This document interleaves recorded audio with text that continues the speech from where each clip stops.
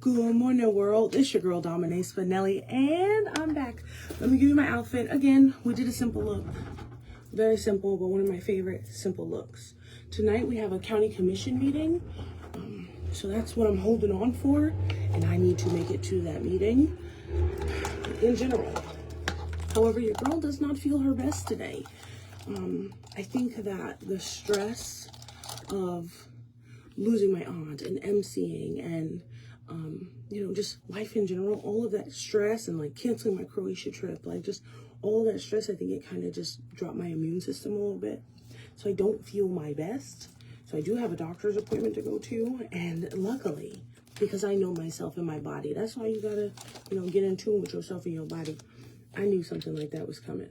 So on Friday, I had already taken off for bereavement because I need to just process, because I've been on go. Since I got the news, I've been on go. Since Tuesday, that is my life. But navigating like that in grief is not the smartest thing to do. And apparently it has repercussions because I felt this immediately Tuesday night. So, I had to make sure I didn't have a message. So I'm just going to handle it. It's not a big deal.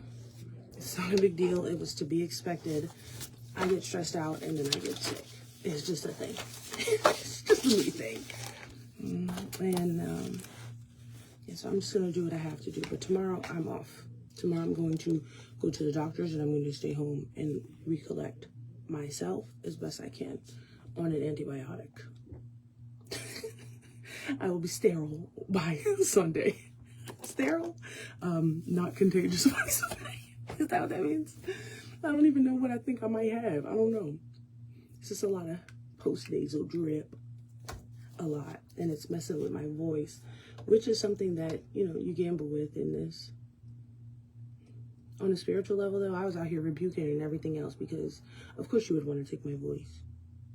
Of course. So, it is what it is.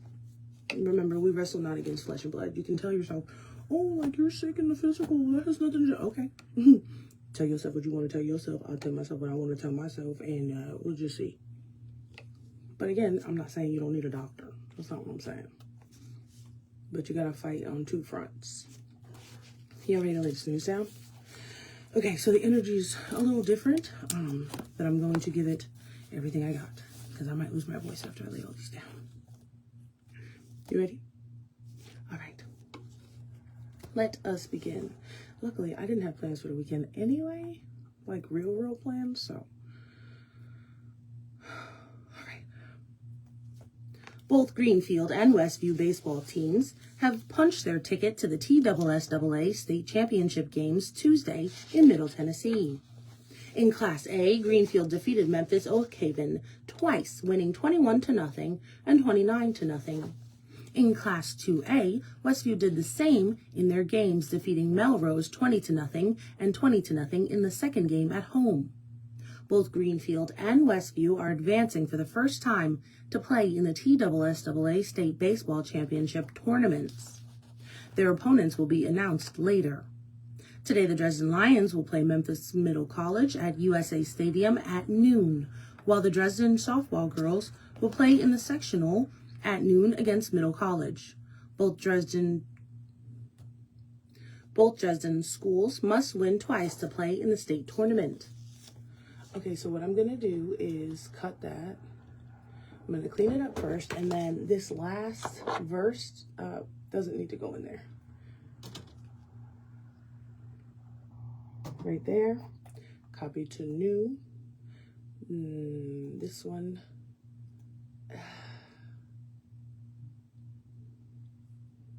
Put this one here. That's fine. So we're going to call it the 7.1. Excuse me while I clean everything up. As far as stories for tomorrow and the weekend, they're on lock.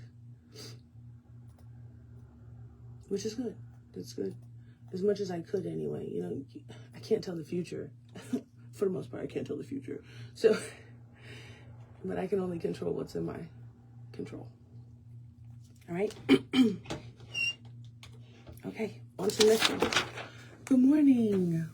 Good morning, Dan, my sober brother. As summer approaches, talks of continuing Martin's... Ooh, hold on. Don't get lazy jaw on them. Okay. As summer approaches, talks of continuing Martin's community band are in full swing. At the informal city board meeting, Martin Mayor David Belote says almost everything is in place for 5 awesome performances.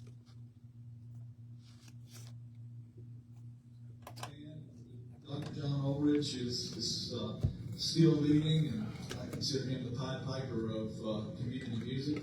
And he's done such a magnificent job for the community for a number of years. And he's got the community band going again. There's going to be 5 performances this summer, every Thursday evening, starting June the 4th through July the 2nd. And here's the deal on that. We need about $200 in labor to do a community. The system just dropped. Oh. The system just dropped out. Hold on, y'all. I don't know why. Like, why can't you reboot beforehand when I'm logging the sounds in? Because that would be too much to ask. Hold on, y'all. I have to reboot the whole system and play the sound again. Community band with Dr. John Ulrich is still leading, and I consider him the Pied Piper of community music. And he's done such a magnificent job for the community for a number of years. And he's got the community band going again. There's going to be 5 performances this summer, every Thursday evening, starting June the 4th through July the 2nd. And here's the deal on that. We need about $200 in labor to do a community band concert. And we are seeking sponsors for that, and we already have 3 in hand. And we make a promise to the community that we're not going to do the community band unless we have a sponsor that pays that $200 to do it. So we have 3 in hand right now, and we're looking for 2 more. So we really want to do that community band. Those interested in sponsoring this year's community band performances can contact Martin City Hall.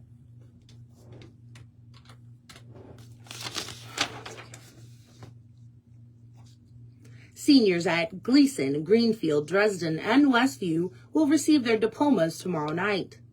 The last day of school is May 20th for all other students and teachers. Parents and guardians of students can pick up their report cards May 22nd.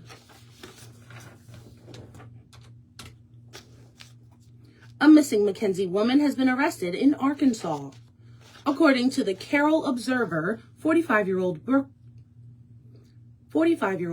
Walker was arrested in Newton County.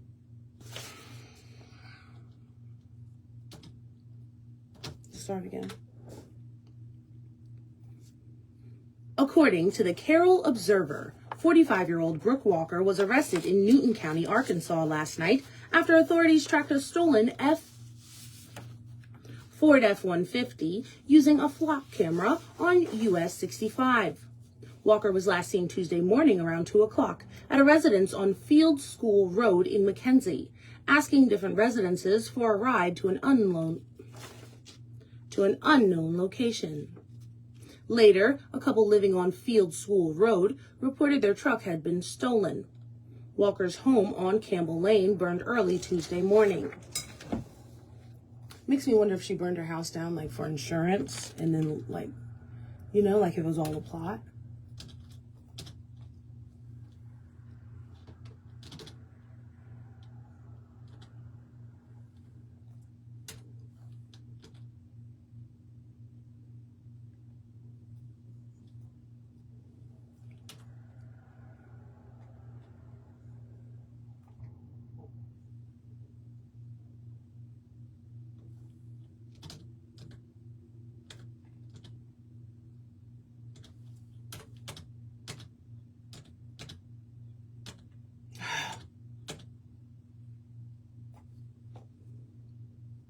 To an unknown location.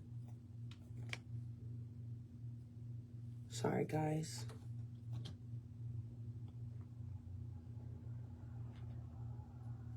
So this is what I'm thinking. Just because of the way I was getting it wrong, I don't have all that happy for you. I'm going to take flat level happy, and that's what we're going to rock with. But as far as really doing the most. I'm not. I ain't got it for you, player. I ain't got it for you on today.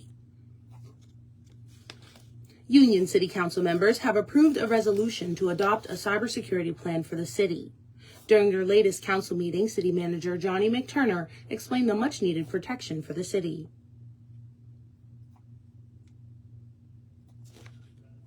It's something we've been needing for quite some time, and then with AI coming out, moving like it is, the more secure you can keep your computers, the better off you'll be.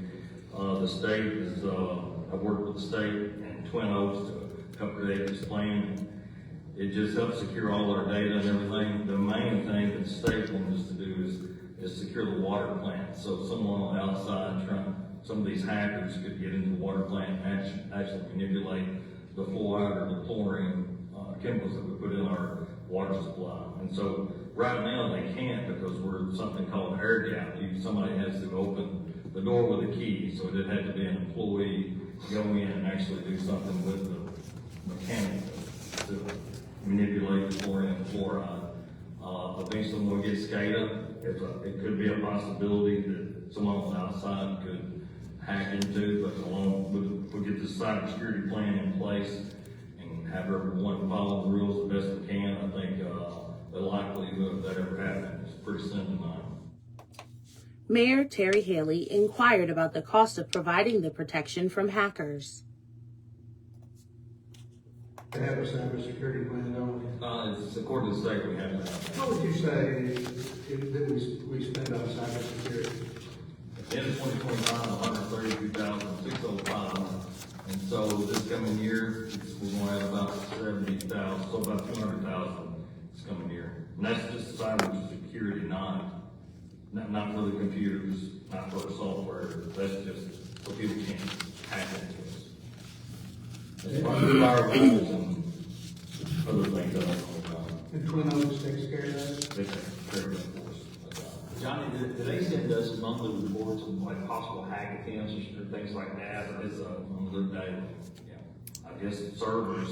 Why in my head? The server's whole job is to hack into Yo. So it's unreal the amount of attempts we get daily. The things that go on in my head. Why did I just hear, Didi, get out of my laboratory? What's wrong with you? Following the discussion, council members voted unanimously to approve the resolution adopting the plan. Like, what? What does that even mean? Like, where are you going with this? Silly. I heard it so clear, too. Okay. Lifeline Blood Services is recognizing the critical role blood donors play in emergencies and trauma care throughout the region in honor of Trauma Awareness Month. Friday, the Blood Mobile will take donations at Walmart in Paris from 1 to 6. On Monday, they'll be at Southside Church of Christ in Dresden from 1 to 6. For trauma patients experiencing severe injuries, immediate access to blood products can be the difference between life and death.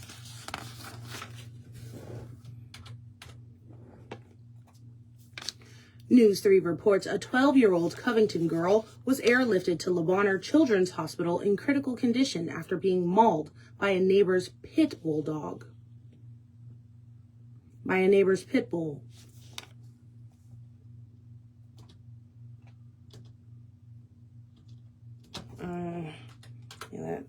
Okay.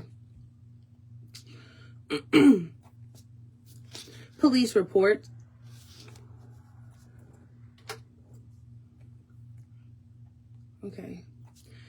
report the girl was viciously attacked Saturday after the pit bull escaped from a house. The child knew the residents and was standing by their door when the dog ran out. They said the dog chased her as she tried to run toward her house. Covington Police Chief Donna Turner said all dog owners be vigilant to keep their animals from running at large. Tipton County Animal Control responded to the scene and seized the animal. The dog is under quarantine at the Tipton County Animal Shelter. Put the dog down. Straight like that. Put the dog down. She's in critical condition. A little girl. She shouldn't have ran, but it's a freaking pit bull. You know how big them things get? We already know. Like, no, put the dog down. What you mean you're monitoring the dog? The Adult Leadership Obion County program has concluded with graduation ceremonies. The graduation was held at White Squirrel Winery and Vineyard, which included participants, board members, and supporters. The services included a prepared meal by host Bill Sanderson and an inspiring message by Dr. Selena Dozier. The event honored the dedication of this year's class members, who were recognized for their commitment to personal development and civic leadership. Executive Director Rachel McKinney said they were proud of this year's graduating class, who have invested in themselves and the future of Obion County. Applications for the next adult leadership class will begin in June.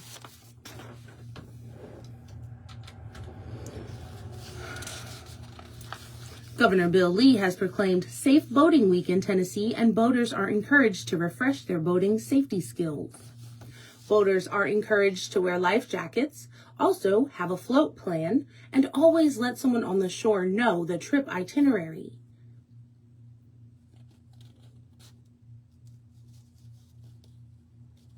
Boaters should know how to use an engine cutoff device and should always wear a life jacket. A buoy is involved in 1/3 of all recreational boating fatalities. Always designate, not a buoy, a BUI. Oopsie, hold on, y'all. Not a buoy, a BUI. A boating under influence. That's funny and not funny at the same time. Let me see how this. Okay. And should always wear a life jacket. Come on. Be sure to keep an eye on the weather and know what's going on around you at all times. And never boat under the influence. A BUI is involved in 1/3 of all recreational floating fatalities. A BUI is involved in 1/3 of all recreational boating fatalities. Always designate a sober skipper. I don't even know what that means. All right.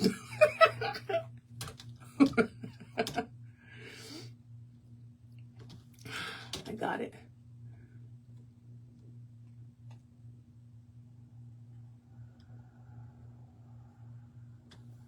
Sober skipper. There we go. Okay, delete and all right. I think I got 2 or 3. I have 3 left. I don't know if I'm going to read all 3, but I think I would. Okay. U.S. Attorney D. Michael W. U.S. Attorney D. Michael Donovan of the Western District of Tennessee was one of 18 attorneys appointed by Acting Attorney General Todd Blanche to serve on the administration's inaugural Attorney General's Advisory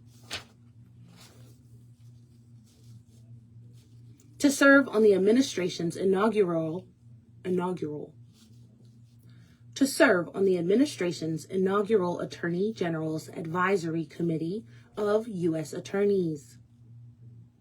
Created in 1973, the AGAC advises the Attorney General on matters of policy, procedure, and management impacting the offices of the U.S. Attorneys and elevates the voices of U.S. Attorneys in Justice Department policies. During his prior service as U.S. Attorney from 2017 to 2021, Mr. Donovan served on the Violent and Organized Crime, Controlled Substances, and Native American Issues subcommittees of the AGAC. I'm going to stop this one right there, and I have to do all these edits.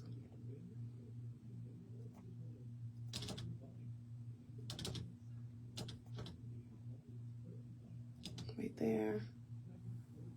I can hear that my breathing is not the best.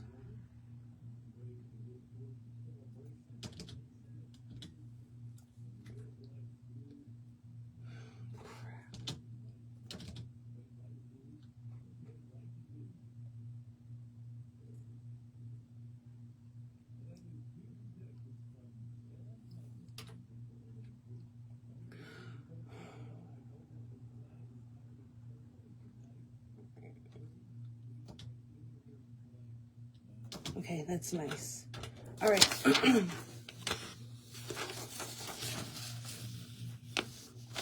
A Florida man has been sentenced to 15 years in prison for his part in a Ponzi scheme that exceeded $20 million in losses.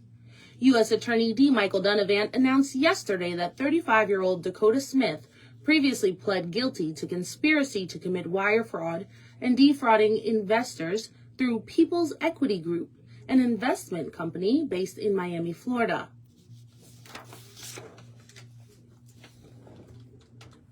Okay. 2 vice lords of a violent Memphis street gang were sentenced to 50 years in prison for a gang-related murder.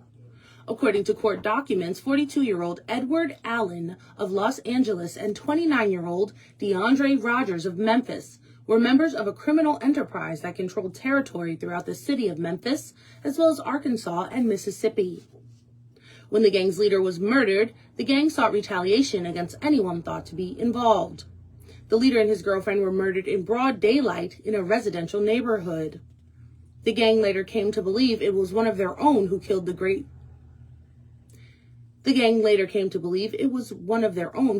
leader and decided to retaliate.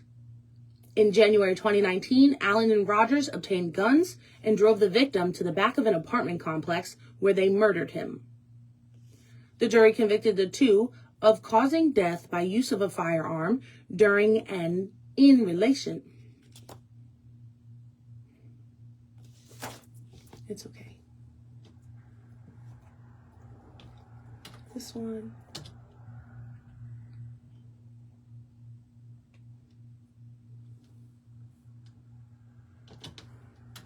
All right, last line.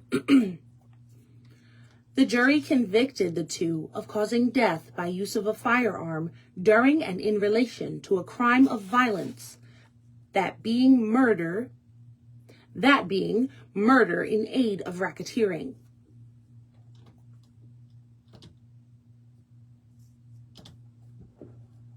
I'm gonna go home and watch cartoons.